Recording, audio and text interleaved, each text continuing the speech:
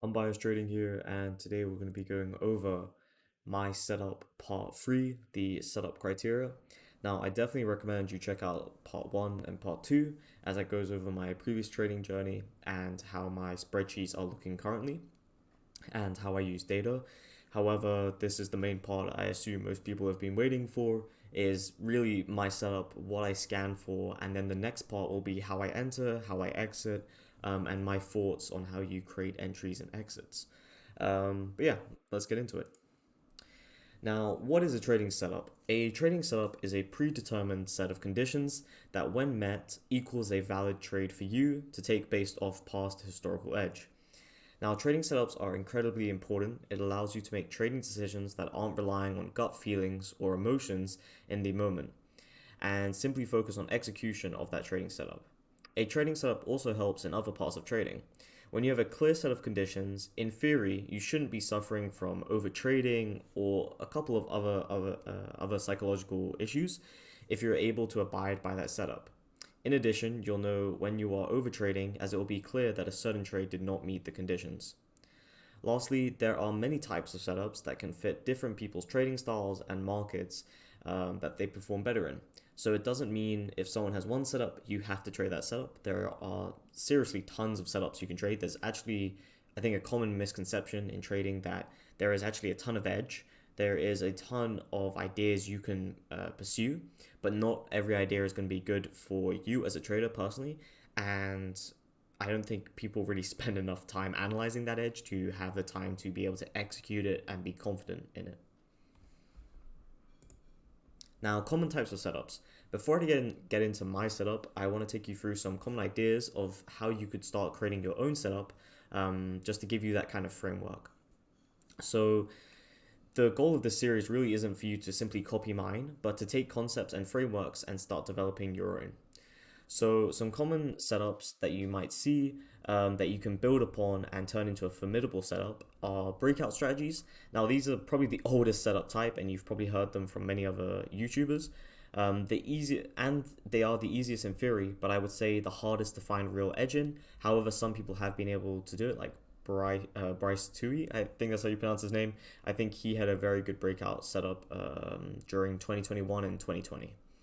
Now, trend based setups are great for single product markets such as ES or NQ, or maybe even trending stocks on the daily chart, and then you are more of a swing trader potentially, or you're going for intraday trends using the overall market sentiment to help you take that trade. Trend setups, I always hear is the first thing everyone recommends to everyone. I think for some traders, sure, it is the easiest thing you can go down, and trend setups do, I guess, visually seem the easiest to execute on. However, for me, my personal favorite is mean reversion. Now, mean reversion is quite hard of a setup to perform because, in theory, you are fighting the trend, and that isn't common advice for new traders. However, this setup can have great R. However, you will not always have a high win rate. However, that does depend, as in small caps, you can actually have quite a high win rate being a mean reversion strategy. Now, how do you build upon a setup? Simply, you can just sim trade that bread and butter setup, and you'll be able to pick up ideas to try and see how they improve the performance of that setup via your own experience and learning from others as well. Now, consider it as a science project. There is no right or wrong answer until it has been tested. So this is where you want to take any idea you see and really put it to the test. Put it to the test for a month or maybe even a shorter period of time if you can get more, like a higher sample amount of trades. And yeah, and this is a kind of painful part of that most traders don't want to do, as doing this manually can take a long time and lead to many mistakes along the way if you are new to doing it.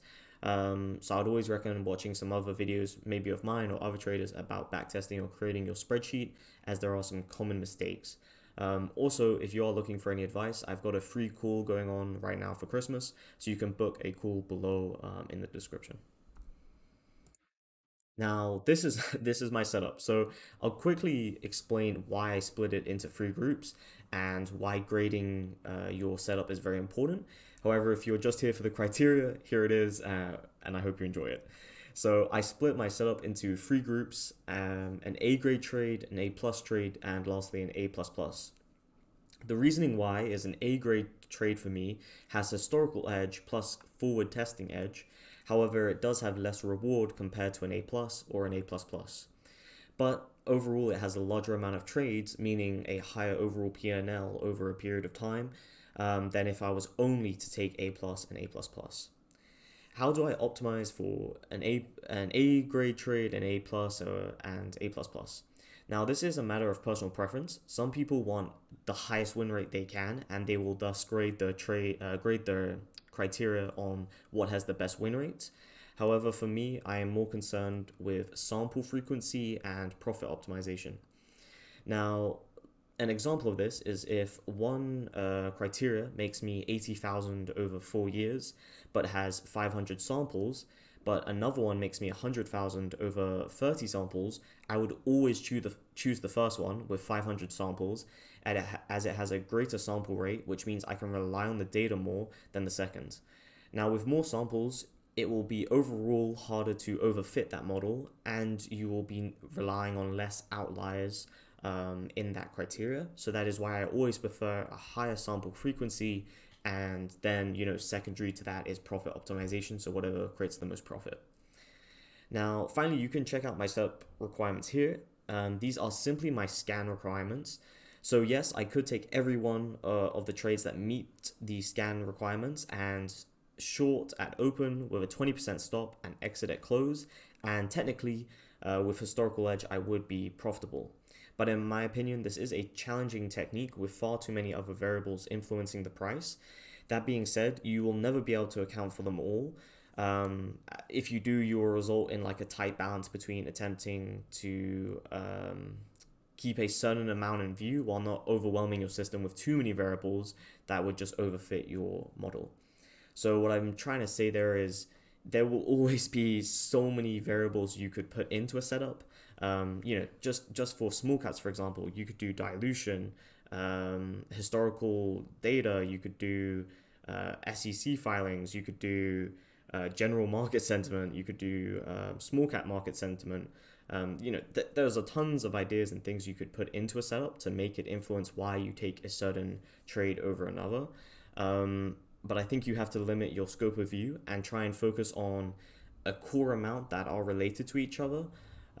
So for me, I do look at dilutions to some extent. However, I don't put a huge amount of bearing on dilutions. The one thing I just want to see is it a profitable company? And if it isn't, do they have any warrants or certain way of doing dilution? I am not personally a trader that is going to try and predict the data diluting or something like that.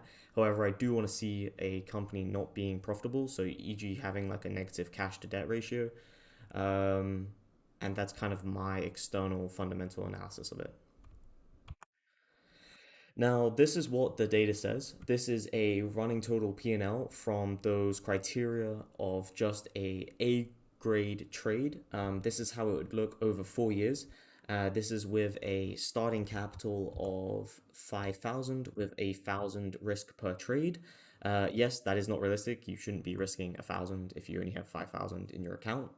That isn't really the point of this. This is mainly just a simulation. You can obviously see the P&L. However, I wouldn't ever. One thing I do see from people is they'll see the P&L on a back test and think, oh, okay, so that's like, what I'm going to achieve in the next 4 years. That is not how that works. That is, it's a baseline. It is a, potential prediction of what's happened in the past 4 years. So you could see something similar, but that does not mean you're going to achieve that amount of money or whatever. Then I also had the win rate. So you can see it's surprisingly a very high win rate, 74% win rate on these small cap trades. I think small caps fundamentally have a huge edge in them simply because they are most of the time very bad companies. Most of the time they do fade. They don't historically run. However, when they do, they make huge percentage moves, and that is when people get blown up. And you can, it doesn't matter if you have 74% win rate if you're taking 100% stop on one of them and you lose everything. So by that point is you need to be careful, and the main thing obviously in trading as always is risk management. So you need to make sure you have some fundamental risk management rules, whether that be max losses as Brian Lee says, or well, I would always recommend max loss, but there are other ways of doing managing your risk as well. So look into other traders such as Brian Lee, Jay Trader, Justin Flynn. They have great risk management tools, and you can learn a lot from them as well. Also, here on the left is a chart of how an average A grade trade looks from 10 a.m. to 4 p.m. So we can see the medium trade is going to be higher at around 10 and fade into the close. That is typically what you want to see. Obviously, no chart is going to be, oh, actually, some charts are that perfect. However, this is only a medium, so there will be ones that have choppiness, or maybe they'll stay until 11 or something and then go below. And just before we finish this up, I want to have some key takeaways here that now you have my criteria. You could simply just trade this setup that I have backtested myself. And with the next episode about entering and exits and my thoughts on how to go about that, then you would have a full setup to use. Even with all this, I guarantee you, you will not be a millionaire in the next 3 or 12 months. One of the reasons why trading is so difficult is that even if you have this handed to you, your execution will come down to you. And in these split seconds, if you don't have the time, experience, and understanding that what you're trading is back tested and you've seen it happen time and time again, when a stock does not perform as expected, you may freeze, change the entire setup, or even worse, revenge trade on the next trade, believing it must be a winner. Now, how do I know this? I have done all of the above. I've definitely learned my lesson from these mistakes, but it is a never-ending lesson, and it is one I believe you must be taught again and again, just with longer time periods in between. Now, this is why I believe it is critical that every trader puts in the effort or asks for help backtesting a setup and finally turning that concept of their trading idea into something quantifiable. Otherwise, your brain will just continue to second guess yourself, and that's at least my experience and opinion. If you have any other opinions, leave them below. And I hope you enjoyed this video, and stay tuned for the next episode on how I look to enter and exit trades. Thank you very much.